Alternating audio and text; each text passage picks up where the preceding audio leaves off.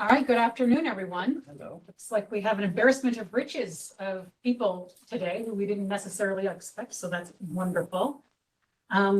Welcome to the first meeting of the year for the Committee on Open Government in preparing our annual report.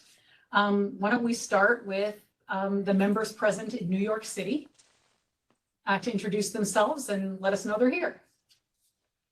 I'm Chris Policano and I'm here. Great. Franklin Stone, and I'm here. Ruth Noemi Colon, I'm also here. Excellent. And then in joining us pursuant to 103A of the Open Meetings Law, we have Stephen Waters. Hello and this is welcome. Stephen Waters. And in Albany, why don't we start at the end of the table here? Peter Grimm, I'm an appointment by the governor. Anais Vasquez on behalf of DOS. Amy Ottaviano, I am the Budget Director's designee. Ian McCallum here on behalf of the Office of General Services.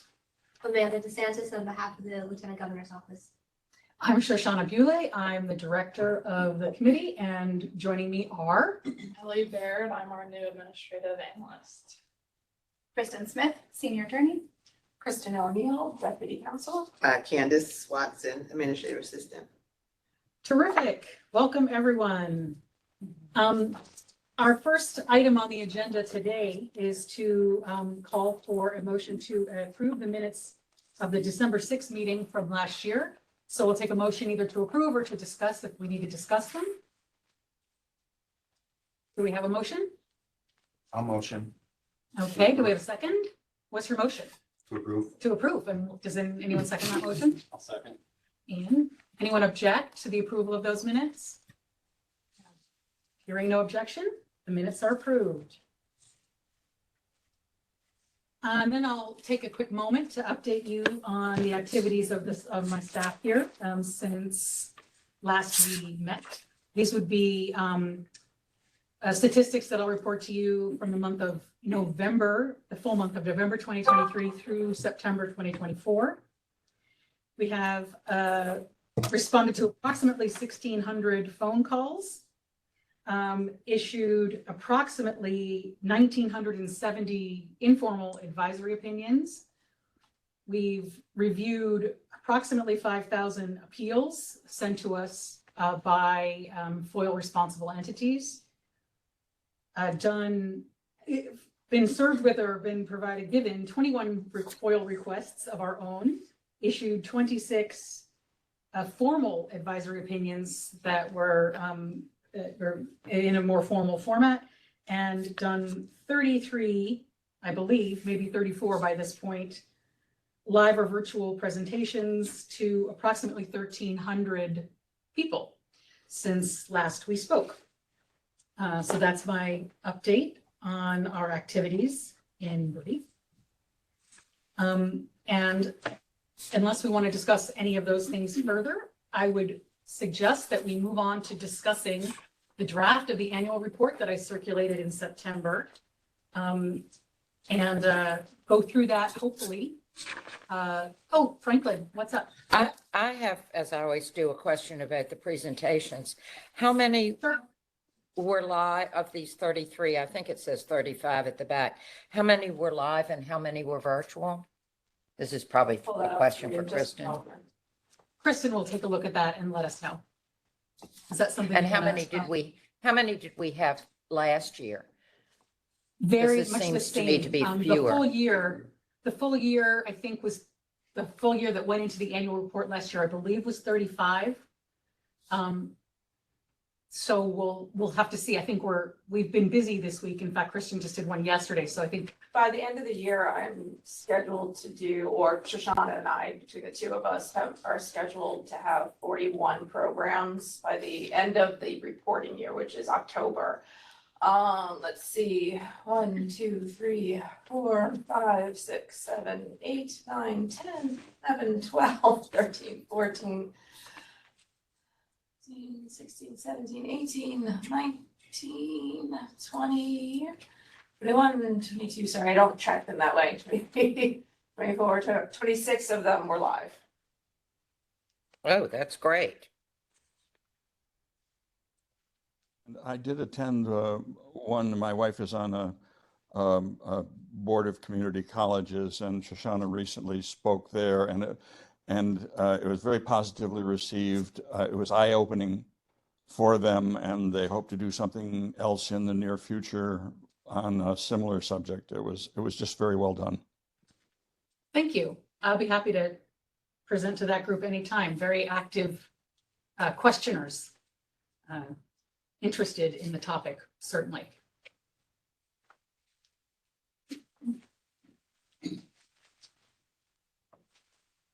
So I think we could turn to the draft of the report.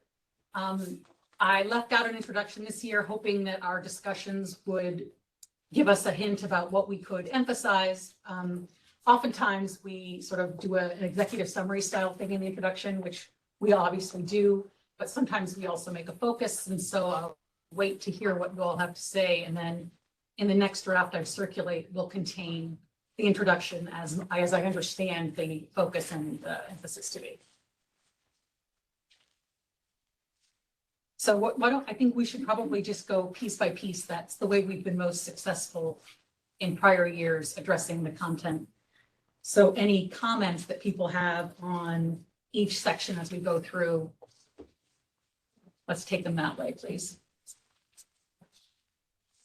Starting with Roman 2 proposals, and Roman 2A is the need for more effective and efficient oversight of open government compliance.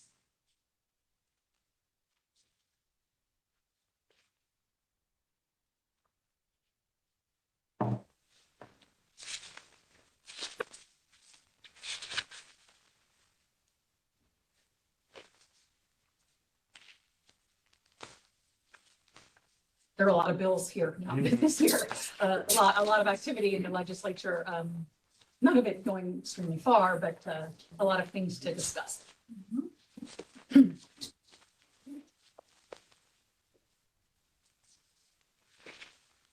So do you want to move on to the need for improved FOIL data collection? Okay.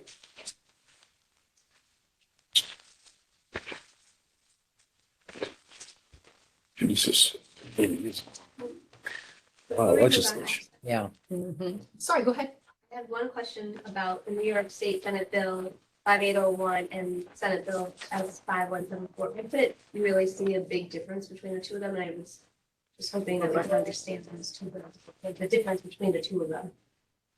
I'm sorry. I think on page 3, the two bills, 5801A and 5174, the difference between the two bills. Nothing stood out. They seem very similar. I think you're probably reading that correctly. Okay, there's enough. We can discuss them in one paragraph. I think Yeah. that one we had talked about previously, and one is sort of new and probably has a slightly different syntactical emphasis, but not a substantive difference. Got it. Yeah. Between 5801 Is it- and 5174? Yeah. This is the substantially prevail. Yeah, so it looks, I mean, just, I thought 5801 Removes it. mandate the award of fees, and 5174, it's still a permissive assessment of fees. I can pull them up and kind of give you as I look at them. So this is 50. But that is the difference. That is the difference. Okay, You got it. The word permissive. yeah. The fact that one is I guess stronger. And we had It looks sort like of, 5174 still relates to substantially prevailing, Mhm. whereas 5801 removes is- substantial. That's Thank you. blurring my glasses. Sometimes they do. When we first draft these sections, we sort of review every single one. And so there were several that were very similar. So looking back. But yeah, thanks for calling that out. And this is number B.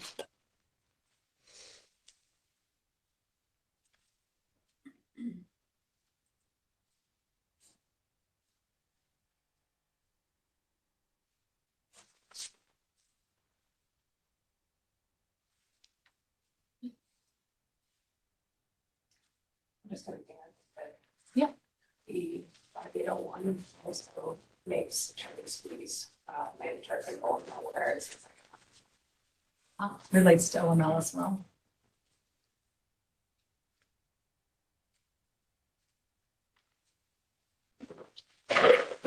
How about C?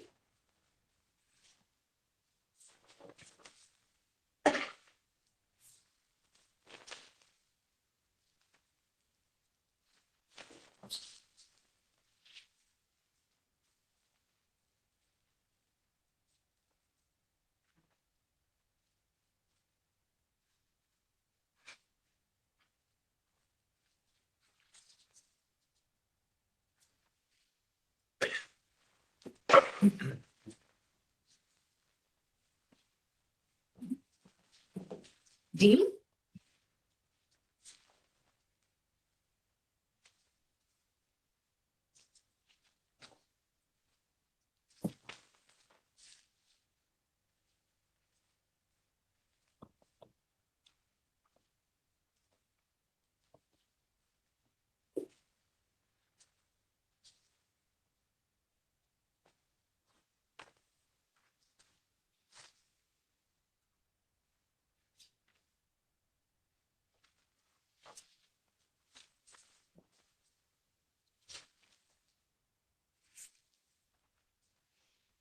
Oh, actually, I have a question. Let me figure out if it's in here or not.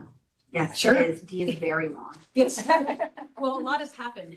We've been talking about D since essentially 2020. Yeah. Holy Moses. It's just, there's continues to be kind of a lack of clarity about all of this and the intentions are, they seem clear. and then See they- my comments, so, okay, so under 2, proposed amendment to FOIL and more strictly define periods for providing records. Yes, In the second paragraph, discussing bills F01-726 and A05-613. What, can you speak to what the actual timelines know where we are are. that we're talking about in here? Like, are they prescribing, would the bill prescribe like definitive, What you have page? 20 days, there's no extensions, nothing else kind of timelines, or?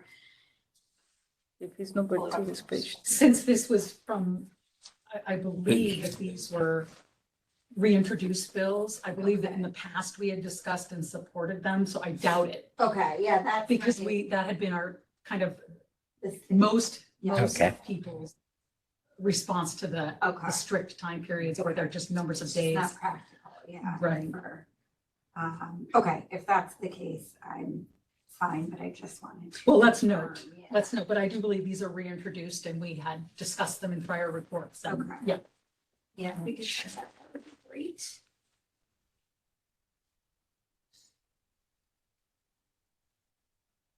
Okay.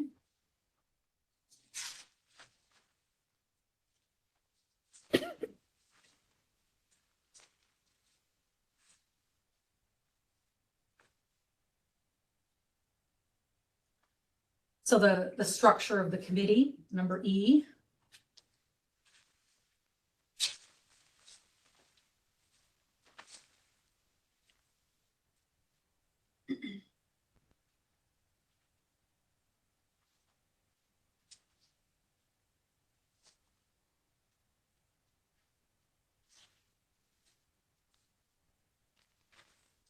That same bill moved a tiny bit. Not far.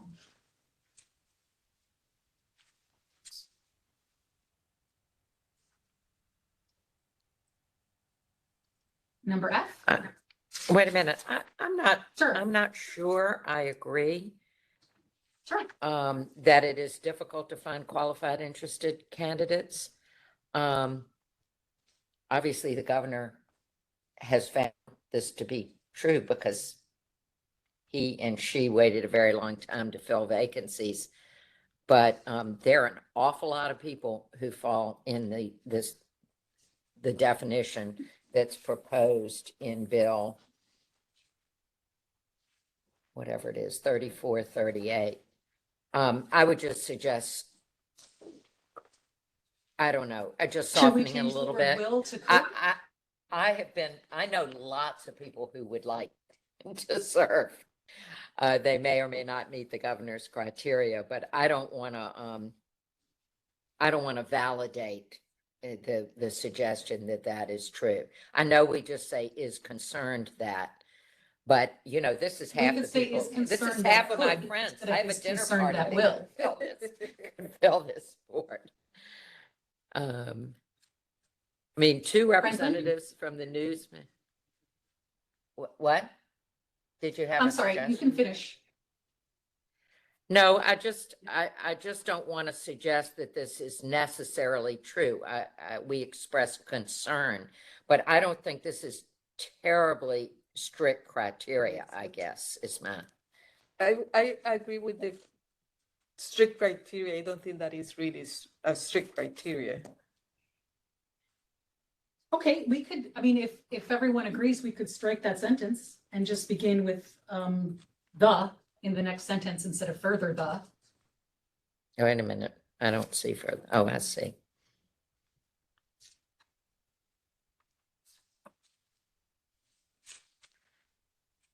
Does anyone oppose eliminating that sentence and beginning the paragraph with the word the in the second sentence?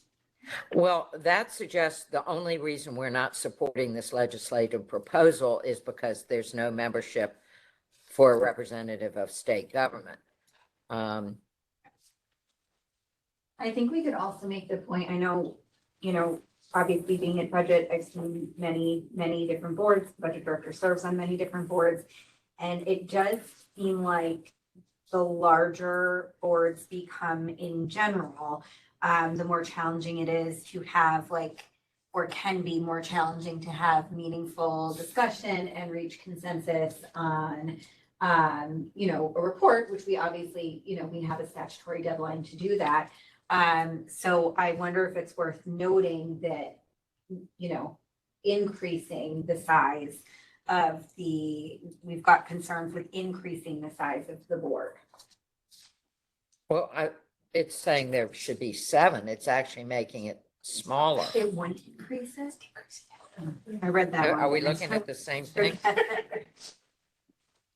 I'm What looking it's at. done is it's okay, eliminated I all the read that official wrong. members and tightened up their Oh. requirements Okay.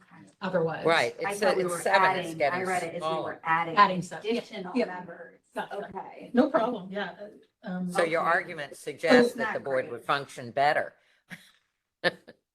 Yeah, but you have no representation of the actual bodies who are complying with FOIL, which is a critical part of the report and the conversation. So I mean, And I I agree with you. I don't think this couple of sentences says that. right, the sentence that only says that the objection is that it doesn't provide for participation by and membership of state entities. So Can we maybe just add on, which are, you know, something to the extent of what I just said? Yep, or critical, absolutely. Something to that effect. Well, we could add on after do not support this legislative proposal without modification. And then use that sentence. I can appreciate that the state representatives on this board, which are no longer the minority they were supposed to be, would not want to be excluded from it. And I'm not suggesting that I'm in favor of that, but it seems to me that we should soften it a little bit. And I could live without modification. The committee, you could say the committee, which consists of lots of state representatives, does not support this legislative proposal. It just can be perceived as being in We're our. still, the state representatives, I believe, are still in the minority. Are absolutely in the There's minority. only It's 4 not- of us. There's just I 4. Yeah, there's thought only we 4 were of even, us. I thought we were even Steven at the moment, but maybe not. No. No, we have 10 members and 4 of them are representatives of the state. I'm not sure what you're talking about. It's but just 4. Okay, I've lost It's always track. been 4. It's always been 4. I will put together a couple of sentences that reflect hopefully what we just discussed and circulate it along with the next draft. Yeah, Bearing I in don't mind mean all to these- suggest that I don't think state representatives are appropriate, but I just think it should be softened a little bit to suggest that with modification, this might actually be a better representation of the non-governmental members of the committee. Well, it's still, would be 7 non-governmental, right? And 4 governmental. So it would be the same if the modification you're talking about is ensuring that state government has representation. So I'm not sure what, If I read this correctly, they're just changing the Criteria, qualification, exactly. The criteria of the private. members of that's the all that this bill is doing. That's correct. It's making it very specific what your qualifications must be to be a member of this board. Because of Oh, the force. so it's leaving the state representatives in it. No, it Then, isn't. then we, I'm only speaking to the, It's not changing the number, except that it is removing the 4 members of state government. So otherwise you are 7, Franklin, you are among 7. And you would still be among 7 with the right, the but they're changes. different criteria.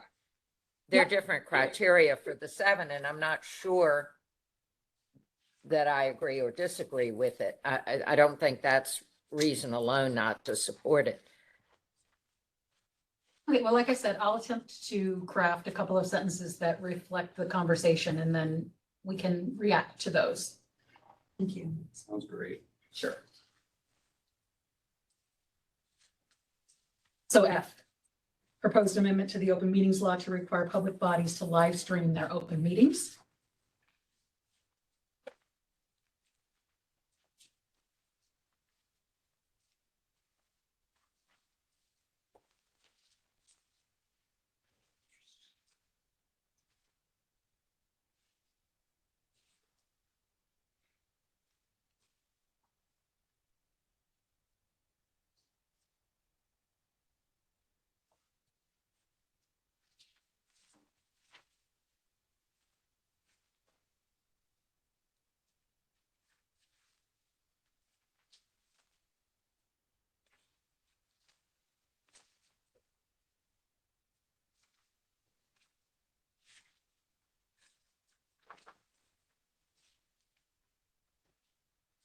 Right, number G.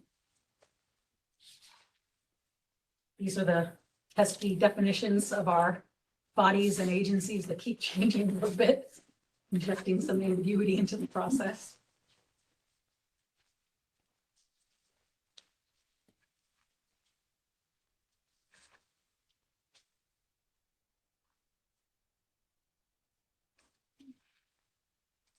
We've spoken on these, already.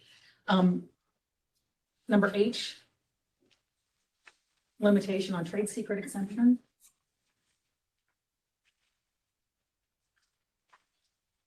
I have a question on this one in terms of like, how would it apply to the current 89.5 process that we have when we get a FOIL? We go through the review and we have the entity identify, what the trade secrets are. This says that they would have to periodically reapply for the exemption. So I guess I'm thinking of, for DOS, we'd have, maybe a vendor once. How does that reapplication sort of fit with, the current process? It just injects that process over and over and over and over and over again. At whatever period is Right. identified in the statute. So agencies would have to do the whole, As we call it, the dance. the dance, yeah. Right. Yes. Let me give you a quick- Change what. So the request for the exit, this is, I'm kind of looking at 89.5 right now in the language that's added, shall specify specifically identify the portions of the record that are subject to the request, state the reasons for the information should be accepted for a defined period of time is added. The submitter may also provide a date by which the exception shall expire, provided that such date shall not exceed 3 years. Right. Not less than 60 days prior to the expiration, the submitter may apply for an extension. So that's sort of added to the language. All right.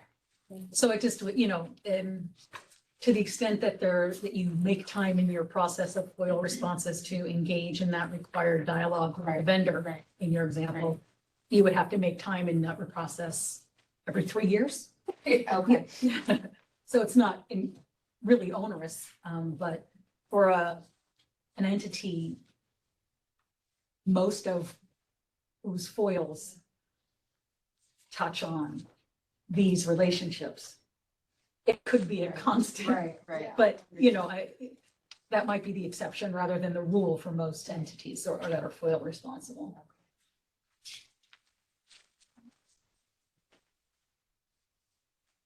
Miscellaneous proposals.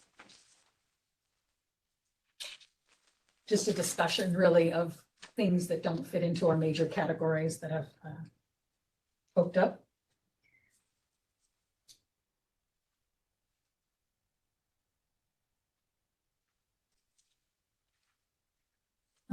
Number J is something that we haven't discussed before as a group, so I draw your attention to it. You may or may not have already identified thoughts about it, but it's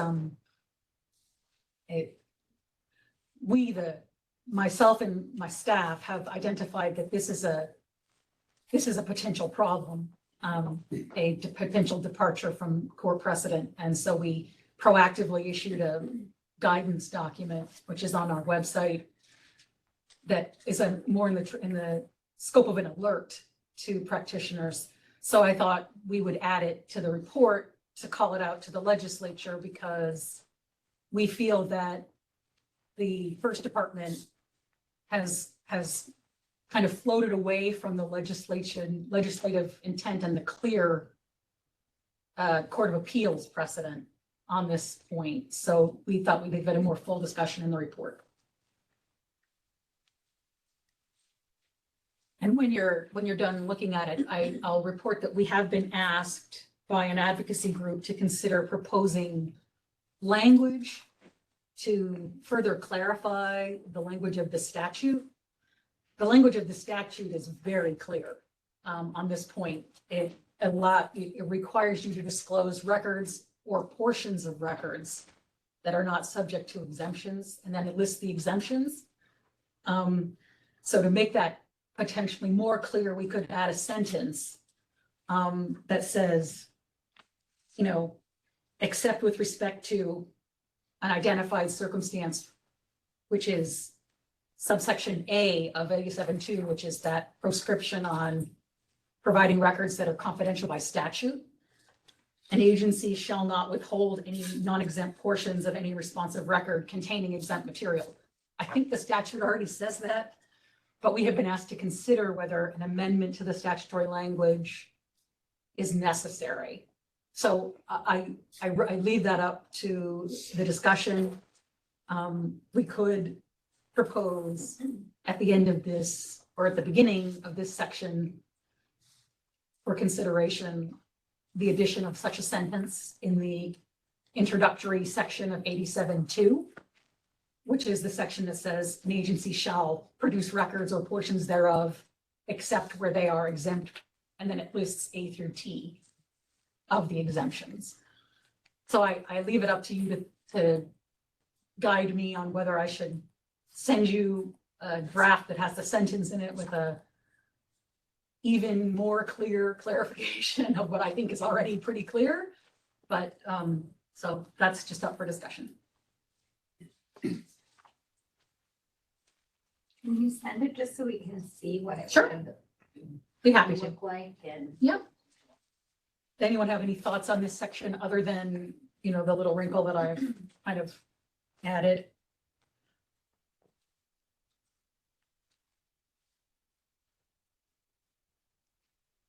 Okay.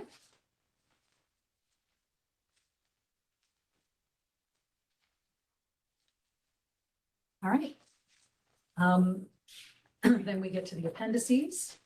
The second appendix, is the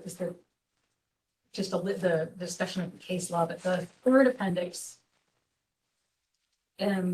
is substantively new for us as well. It deals with an amendment to the Freedom of Information law that occurred this year. You're probably all aware of from having read the report that requires that FOIL responsible entities create a process to notify employees when responding to a Freedom of Information Law request for their information. So when that change occurred, which was recent, we received approximately a dozen requests for guidance and advice, and probably more than that, asking what is the notification, when is the notification, what form is the notification, all of those things. So we, without guidance from the legislation, which is just says there shall be a process to notify. We looked at the bill memo and tried to extrapolate from that. So that's what appears in Appendix 3, that guidance that we've issued.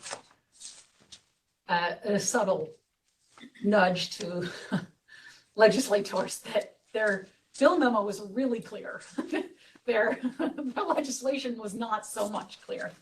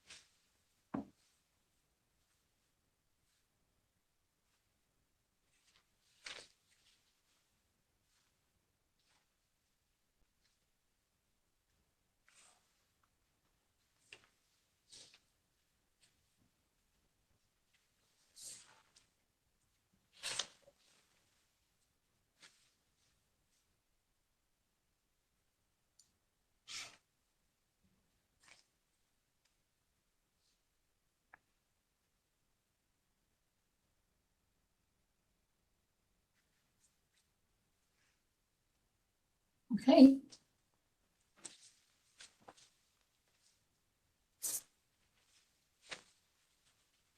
Does anyone have any further thoughts about the draft provided? Very well done. Thank you. Very comprehensive. I feel like you guys did a great job of really, kind of representing what, we could anticipate perhaps some of the different views of the committee are. Very well done. Thank you.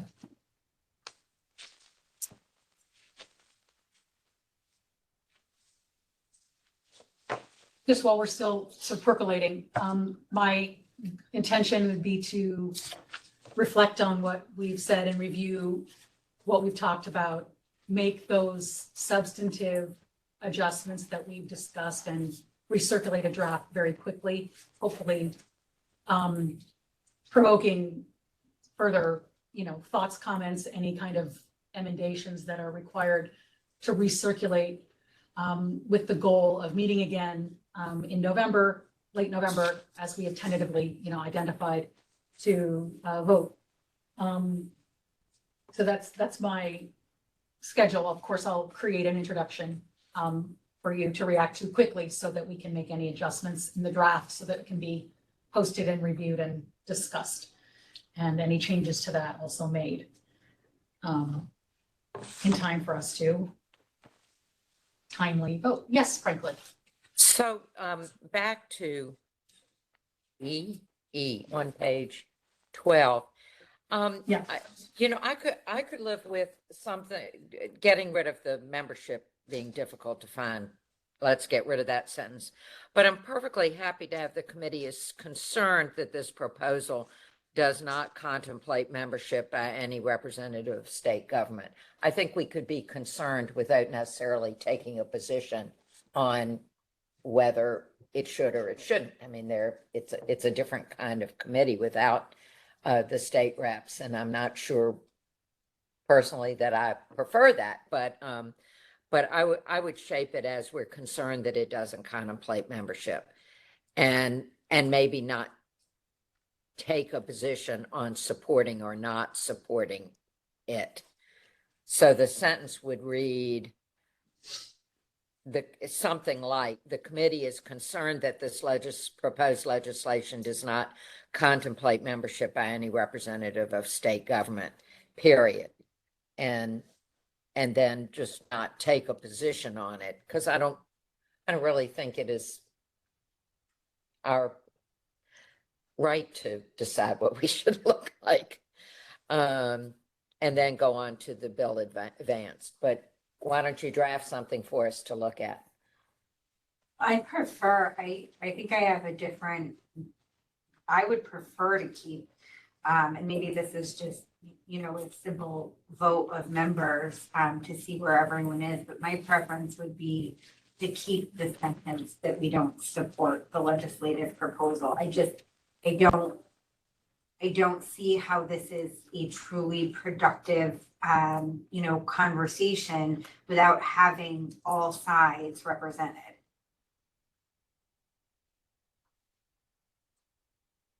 But if, you know, if collectively. I the don't group think there's feels differently. sides. I don't like to think that we have sides, although we do these days more than we used to.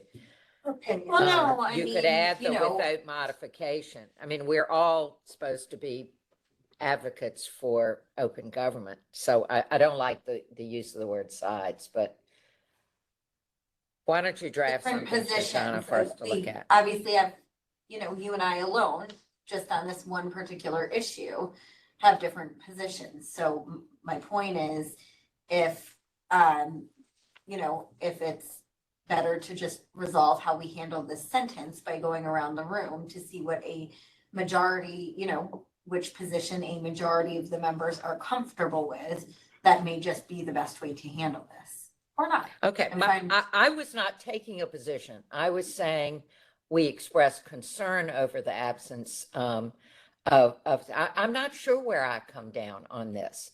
But I think it's something to flag, as if whoever did the proposal hadn't thought of it, that's something we have concern about.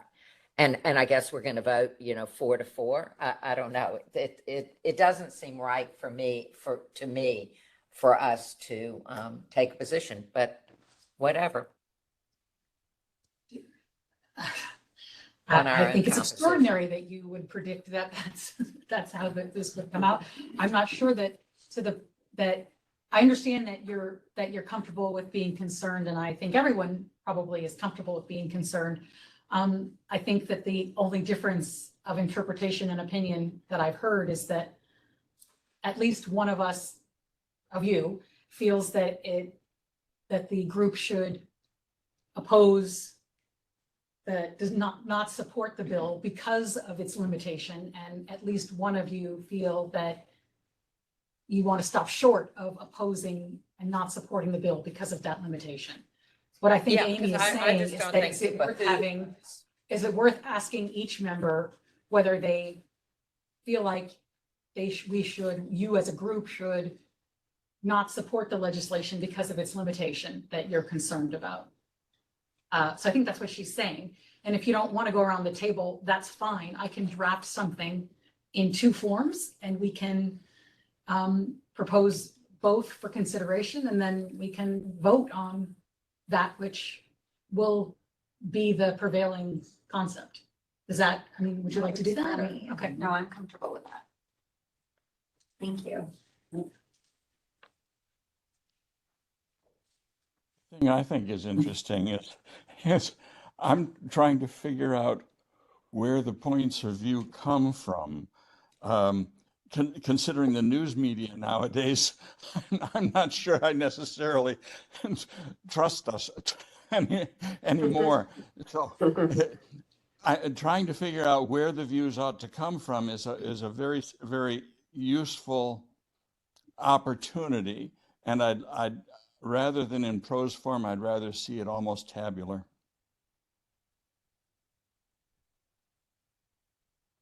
I'm sorry. What table would you like to see? Sorry. Well, when I look at the committee on page 12, the quoted section of it, I get lost in the verbiage and would rather see it as bullet points rather than as prose. In other words, I'm trying to understand Stephen. the representative sections here that are whose views are supposed to be expressed. I'm sorry So for you can being see which confusing. of the 7 are what?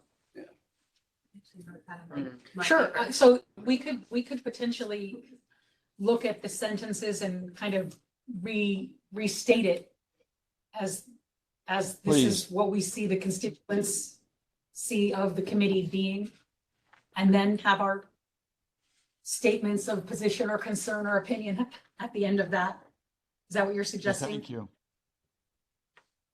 Sorry? He's a thing. Oh, okay, yeah, sure, Oh. okay. And who appoints these members under this legislation? I mean, does the governor pick all 7? Does, I think that's a good I, question. I haven't read, all I've read is your excerpt. Who appoints? If it's in the statute, it's not in the excerpt, so we'll check. Yeah, let's look at that. Again, I think we're better off demurring that too much is unknown in here and express concern over the absence of state government. I realize they're too local government. I assume local doesn't mean state. Yes, that's how that would work. Yeah. Is it this last sentence, the governor appoints 5? Am I reading? That's Where the is current it? legislation.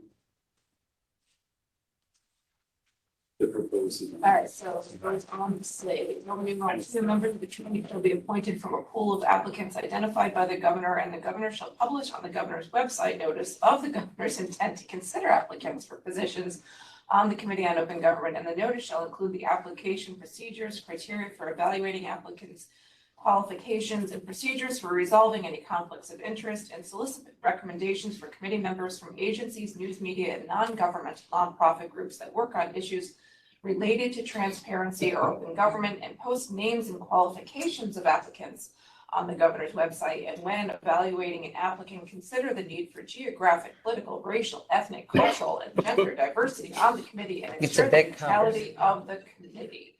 Subject to the advice and consent of the Senate, the governor shall appoint the members of the committee from the pool of applicants created pursuant to this section. So it's a simple process, a simple process that have no barriers to entry for Too anyone. cumbersome. At least I understand why Stephen wants bullet points. Yes. Yeah. I think there's a lot we could say that this doesn't have Other boards, the yeah. right to We'll play. restructure this section to include some of those little fun details. Cumbersome. I also don't think that this legislation's going anywhere, just in case anyone is super concerned. Most of what it makes it to this section of the report, is stuff that gets parked and stays parked, and stuff that actually happens that we talk about in the section entitled amendments, is stuff that we never saw ever in any of the stuff that comes up in the proposal section. I just over the last 4 years, I've noticed that trend. So, but I agree will that it say, might make if you more have to interesting go reading if we added those details. If you have to go through the process that Kristen just read, I can see why there may be a dearth of qualified applicants.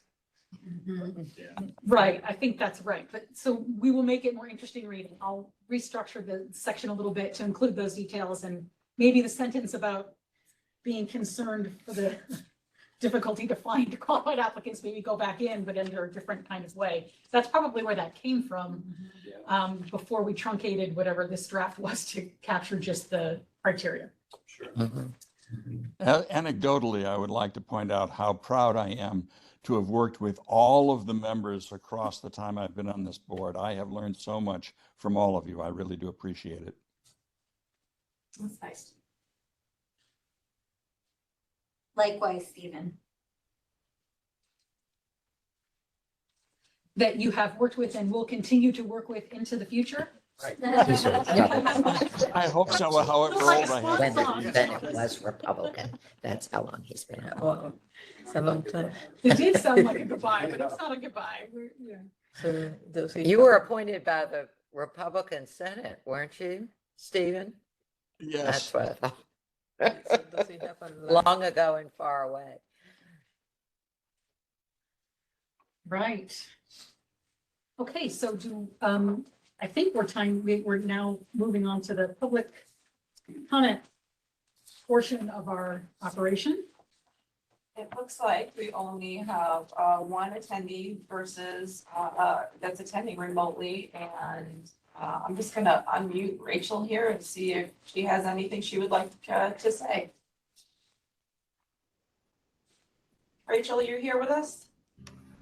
Oh, hi there. I didn't Sorry, I realize didn't mean to were put you muting on me. spot. You're our only attendee, so I just wanted to give you an opportunity for public comment if you would like to take advantage of it.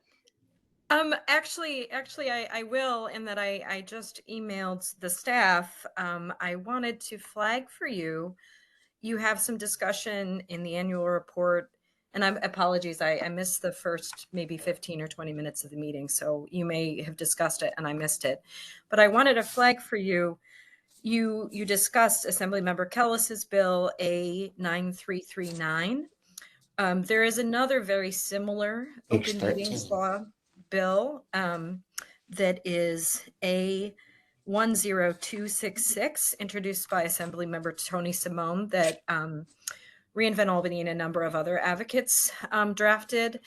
We expect that bill to have more movement next session. Like many, there's a lot of legislative proposals out there, and it is our understanding that as far as bills that address hybrid meetings, so both, remote and in-person requirements, that the Tony Simone bill will be more likely to be moving forward rather than Assemblymember Kellis's bill. We've spoken with both their offices. So for you all to be probably, maybe more helpful in the next session, it might be helpful for you to look at Tony Simone's bill. It's A10266.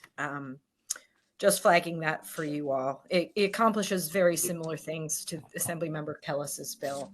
But I think that the members are speaking to each other and going to be likely moving ahead with the Tony Simone bill in lieu of the other. So just flagging that for you all. Would absolutely want to summarize. Yeah, that's very helpful. Thank you, Rachel. Yes.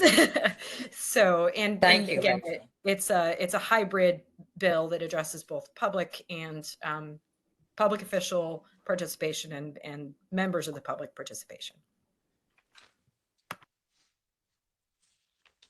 Thank you very much.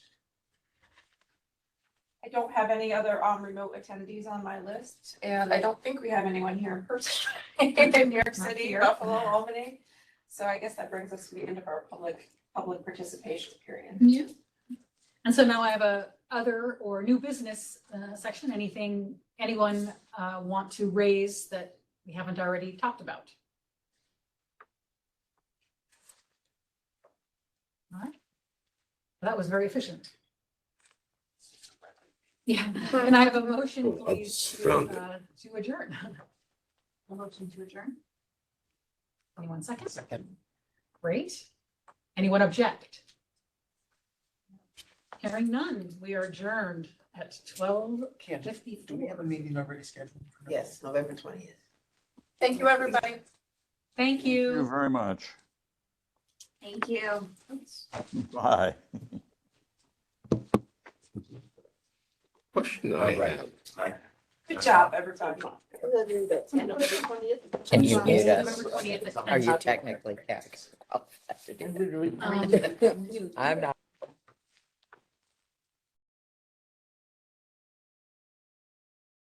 Doesn't matter. Let them talk. It's fine.